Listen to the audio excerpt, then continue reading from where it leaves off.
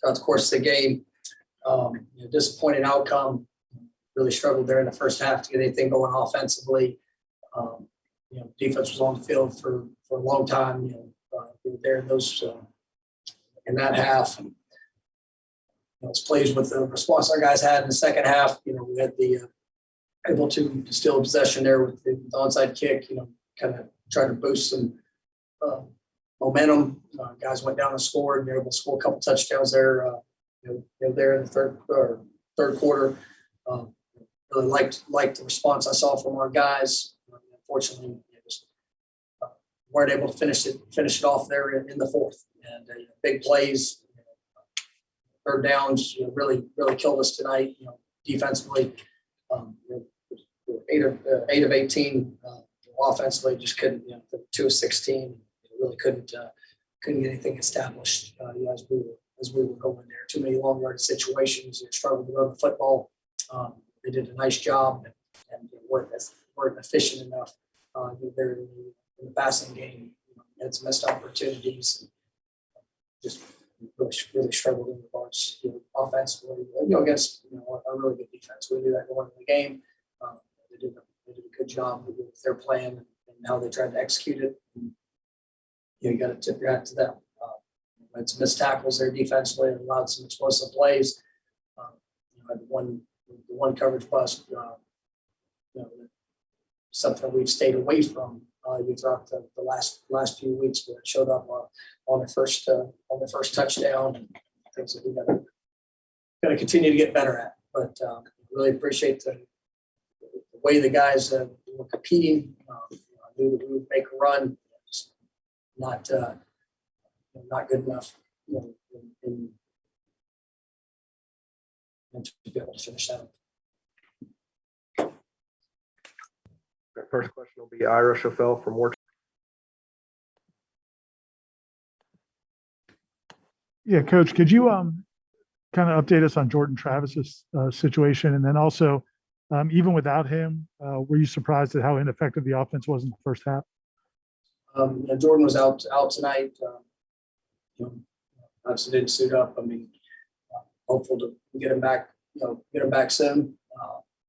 It's a challenging week for everybody, and it was in the community. There was some sickness that spread, and it really just made it challenging. 25 guys that missed at least one of the practices. We struggled.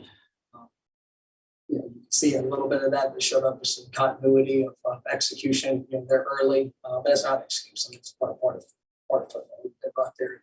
The guys are on the field. We've got to be able to execute. I was really pleased with our guys.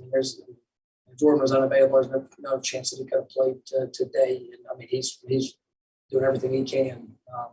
Just tough. And there's a lot of guys that probably didn't feel great that pushed to give everything they could to be available. And it's one of those things that it definitely added to the challenge. But we've got to be able to go out there and execute at a higher level.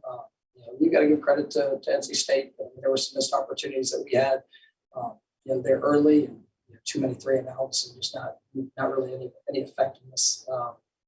They're moving the ball down the field. Whether it was drop passes and missed throw, some missed opportunities there in the run game. It was a very poor first half. Next will be Brendan Seminoles from Noles 247.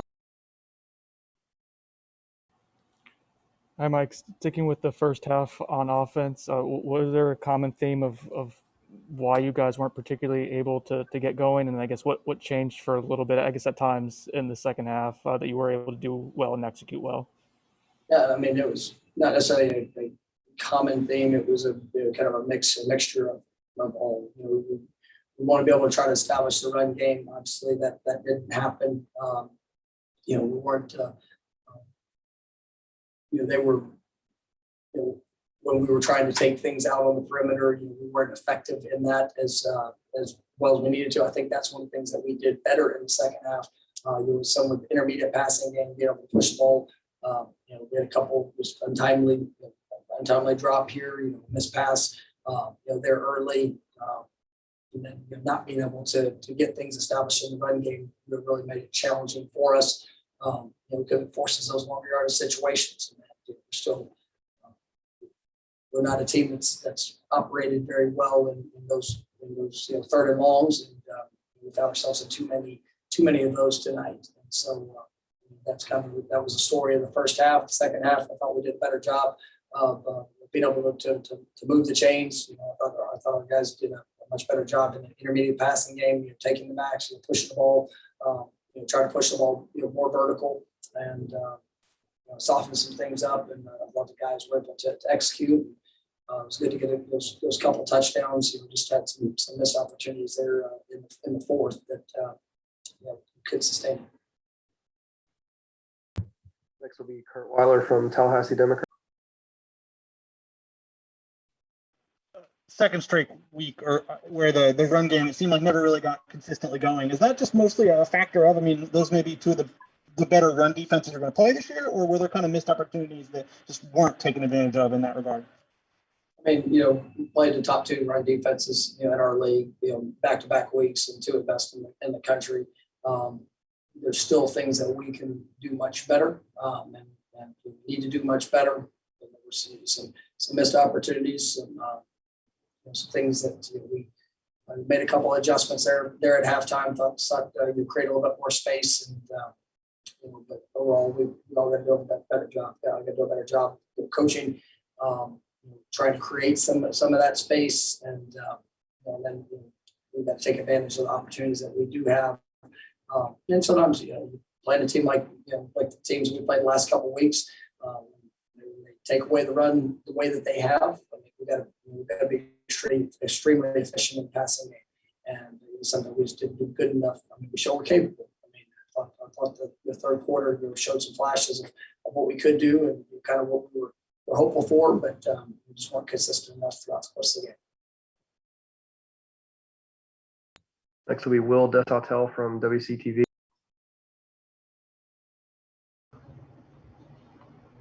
Hey, Coach. So just how much of not being able to establish the run game today do you attribute to just not being able to rely on Jordan's legs as a threat? And do you think because of that, they were able to key in on your running backs a bit more today? Not really. It was, there were a handful of plays that they probably squeezed a little bit more. It's a defense that does a good job of working to take away some of that space that's created. And, do a good job of leveraging the football. The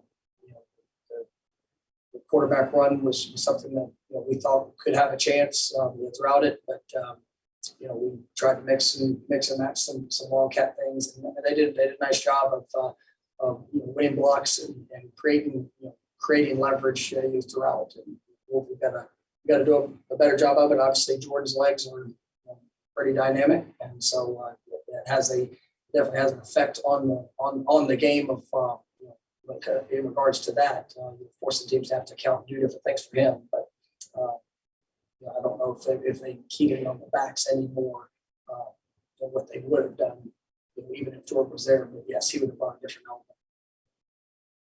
Next question is Matt Mercer from the Seminoles.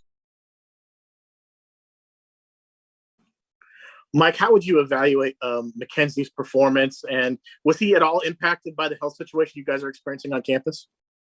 He was earlier in the week, and there was a lot of guys on our team were affected by that this week, and we tried to do all the things that we could do. That started last Saturday right before the Clemson game. We had a couple guys. Trying to do all that we could, in regards to that, and travel and different things there. But it's not just a team or campus. It's something that's going throughout the city, and so it was a little bit challenging in some parts of that this week. But I thought Mackenzie responded well. Didn't go off the start that we wanted. But I thought he responded well throughout the course of the game. He did a good job. In that response, and what he was doing and how he's trying to operate.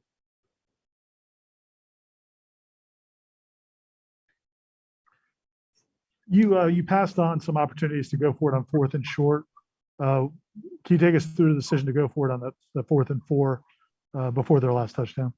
It became, really a possessions game. I thought our defense was doing a nice job. We had, I think it was 3 4th and 1s, and all decisions that could go either way to go for it or not. Went for one of them, passed on a couple others. Trying to struggle with field position there, early, so just trying to flip the field, hopeful to be able to create explosive or create a takeaway there to flip the field. I thought the 4th and 4, you start looking at possessions and opportunities. Felt good about we moved the ball off the 1-inch line and being pretty effective. Throwing the ball in a range that was a go range for us, and it was just with the time and the things that and how the game was playing. It's want to be aggressive. I thought the defense. We got to a 3rd and 10, and had an opportunity for a stop. And we didn't capitalize on the opportunity, and they had a big play touchdown on the screen. So we got to where we wanted to be. Even with the aggressiveness on the 4th down call, that's what factored into it. Mike, how big of an opportunity is this Miami game for you guys to kind of get on the right track heading into the end of the season? And each game that we play is a big game, and no doubt about it. This next week, I mean, it's huge for our program. It's huge for each of those guys are down in that locker room. It's one of the greatest rivalries in college football, and this is something that is extremely important to those kids, to our staff. We've got to continue to work. We've got to clean up the mistakes that are costing us and keeping us from being successful. And it's going to be a highly emotional game. I'm excited to be here at home, and we have to come to work tomorrow. And, make sure that we're applying the lessons, and put everything that we have here into this week at its head.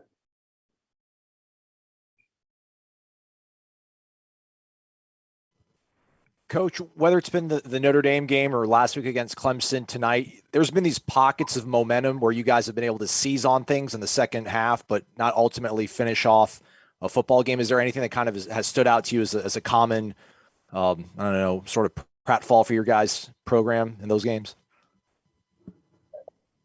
Are you talking in regards to why we're not finishing, or? Yeah, more or less, yeah. Right. It comes down to just a handful of those plays. You just have to put yourself back in position. By players going out there playing at a really high level. Even against kind of with their backs against the wall. I mean, the response is something I'm really pleased with within this team. Get down to it, and it's just the consistency of execution and the consistency of that playmaking. Those playmaking opportunities, and look at those 3 teams, and all have pretty good success and pretty established. What they've been doing, and we're growing in our process of that. And this team has fought. This team has continued to respond. We've got to be more consistent to be able to finish off the games and put ourselves in a position there at the end.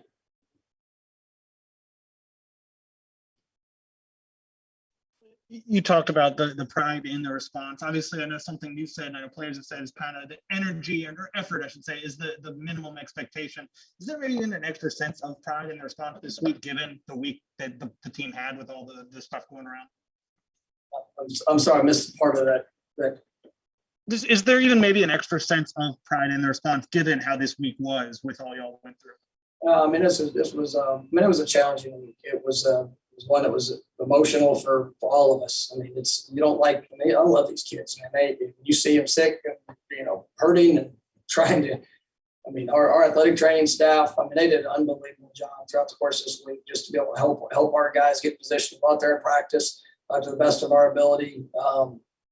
There were times we literally had one player at a position down first practice of the week Tuesday. I think we had 4 offensive linemen that were unavailable. I mean, it's like that's not and then you see the kids and how they're trying to respond to go out and to be able to perform and how much they care. And, you know, it's, you take all of that emotion and that's what I told them, you know, in pre-game today. Just I was proud of them. I was proud of them for what they did through the course of this week. The guys that were not available, that could not play, you know, on both sides of the ball. And I hate it because they miss an opportunity. And these opportunities are so limited for a collegiate student athlete. And you know what they pour into it. I mean, I don't take that. I don't take that for granted. And you know, that rally that they had, nobody wants to start a first half the way we did.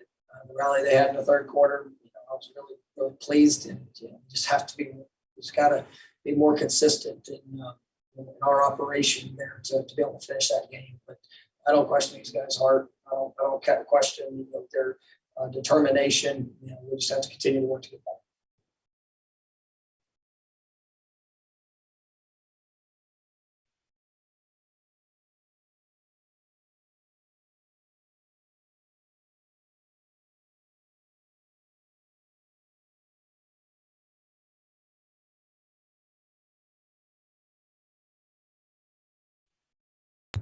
Max, go ahead.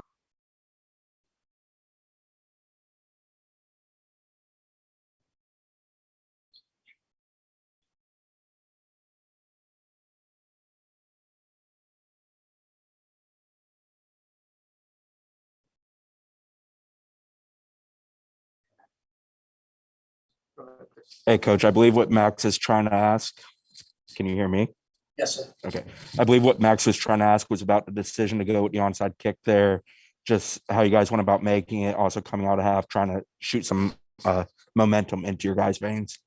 You know, it's really for that. It was you know, you're trying to seek that spark. You know, we felt that if the opportunity presented itself, that there was something that was there. Great execution by Parker to be able to go up there and execute the kick, and that really did give us a jolt there to come out of the second half and for offense to go down and score a touchdown, get a stop to be able to go get another one. I mean, it was what we needed, and you know, there was so we were lagging a little bit just you know, in the first half, or you know, like we talked about earlier, just offensively to kind of give us that jolt. You were able to steal possession. You know, probably guys to be able to capitalize on it. All right. Thank you, Coach.